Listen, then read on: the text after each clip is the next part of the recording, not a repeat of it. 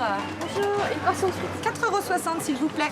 Et voilà pour vous. Merci beaucoup. 4,60 € une barquette de frites. Nous ne sommes pas dans un 3 étoiles, mais dans un restaurant d'altitude.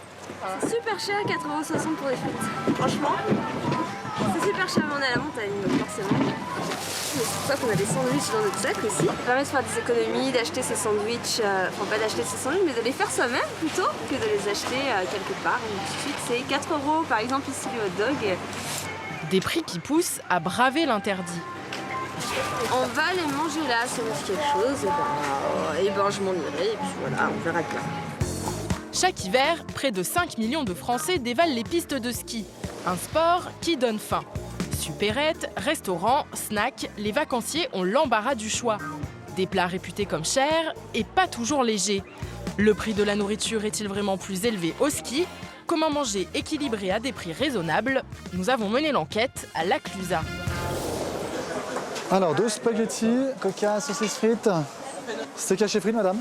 Ouais. Dans ce restaurant au cœur des pistes, les skieurs affamés ne se ruent pas sur les spécialités locales. Au menu, steak haché frites. Un bon bœuf bourguignon. Moi, ça varie pas beaucoup, c'est pâtes. Un bon gâteau avec surtout plein de crème pour les calories. C'est vrai qu'on ne vient pas tous les midis non plus, on essaie d'équilibrer. Ouais, c'est un budget, c'est sûr. car en montagne, ces plats basiques coûtent un peu plus cher qu'en ville. Donc, un sandwich et 2 portions de frites, ça vous fera 13,86 €. Nous avons demandé à Christophe, un des patrons de ce restaurant d'altitude, si ce n'était pas un peu trop cher. Peut-être qu'on est plus cher, mais c'est justifié car on doit utiliser des engins, tels que des motoneiges ou des quads, pour ravitailler le restaurant tous les matins. S'il fait trop froid, s'il neige, s'il pleut, pour nous, ça nous pose de gros problèmes parce qu'il y a moins de fréquentation. Et tout cela génère un coût. Comment faire pour ne pas trop dépenser pendant son séjour? La famille Chamali a pris ses précautions. Elle arrive tout juste de Lyon. On va commencer par quelques petites nourritures. Ce sont les courses qu'ils ont achetées avant de partir qui prennent le plus de place dans la voiture. J'apporte effectivement tout ce que je peux. Je cours les magasins toute l'année. Et donc, au moment des vacances, on a envie d'être tranquille et on a envie plutôt de tout laisser et puis de penser au ski. Un aspect pratique, mais pas seulement. C'est normal, les prix sont beaucoup plus élevés ici que dans une grande ville et malheureusement, on fait plus vivre les grandes surfaces que le petit commerce. Les céréales. Une semaine à 5, cela nécessite des réserves conséquentes. Après une bonne journée de ski, on a besoin de se sustenter, donc on a des types purées, féculents, du thé, du café, plein de yaourts, des crèmes dessert, du lait, du beurre. On s'adapte toujours à la semaine de ski. Il n'y a plus de place dans ces placards, il faudra qu'ils prévoient un tout petit peu plus grand.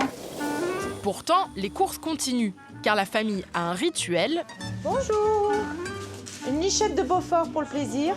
Il n'y a pas de vacances à la Clusaz sans abondance, sans Beaufort de la Clusaz, sans raclette de la Clusaz. Pas tout, messieurs, dames. Oui, merci. Et pour finir, Bonjour! Il faudrait du jambon cru. de quoi régaler toute la famille. Vous avez pris quoi?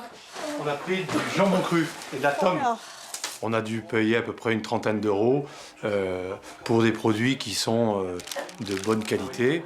Et c'est aussi une contribution à l'économie locale. On n'en mange pas souvent, donc ça fait plaisir. À midi, sur les pistes, pendant qu'on se fait grassement plaisir, Anne Huard, nutritionniste du sport, arrive tout chousse. Ski et gourmandise sont-ils compatibles à la montagne? Des saucisses, la mayo. D'habitude, les gens en ville font relativement attention à leur alimentation justement pour éviter la prise de poids. Quand ils sont au ski, tout est permis. Alors malheureusement, ça a un effet pervers. Les frites, par exemple? Alors la frite, il va falloir 8 heures pour la digérer. Donc pendant 8 heures, le système digestif va travailler au détriment des muscles. En skiant, nous dépensons entre 200 et 700 calories supplémentaires par heure. Il faut donc prévoir un encas adapté pour une après-midi sportive. Pour mon plateau idéal, je vais toujours partir sur le même principe. Ce sera l'idée de minimiser les graisses et maximiser les sucres. Là, j'ai envie d'être gourmande, mais raisonnable en même temps. Je vais choisir la crème caramel, qui est un produit qui est très peu riche en graisse, beaucoup de sucre. Ça va être important après pour apporter l'énergie à mes muscles. Pour l'hydratation, très importante en altitude, Il fait froid, on pourrait tenter de boire des boissons alcoolisées. Le problème, c'est que ça va couper les jambes. Peut-être prendre un jus de fruits bien sucré ou alors des boissons énergétiques. Merci. En entrée, Donc ça, c'est l'allié parfait du skieur. On a de l'eau, des sels minéraux, des légumes, c'est facile, c'est digeste et ça réchauffe. Ça évite de consommer le vin chaud. des spaghettis bolognaises sans emmental, C'est le plat digeste qui va apporter des sucres lents. Les sucres lents vont tamponner l'apport en sucre rapide qu'on a dans les boissons énergétiques et dans le dessert. voilà le plateau idéal du skieur. Dans la famille Chamali, c'est dès le petit déjeuner qu'on se prépare au mieux à affronter les pistes. Je prends toujours un peu plus de choses. Je prends du fromage blanc que je mélange avec du chocolat en poudre, du jus de pomme, du pain, la confiture ou du Nutella. Puis je pense qu'après je suis bon pour partir. Sans oublier Guillaume, maintenant que tu es habillé, tu prends quelques barres chocolat dans ta poche. la collation en poche et les skis aux pieds. On est heureux, il fait un temps super. Vive la Clusaz! Bye bye.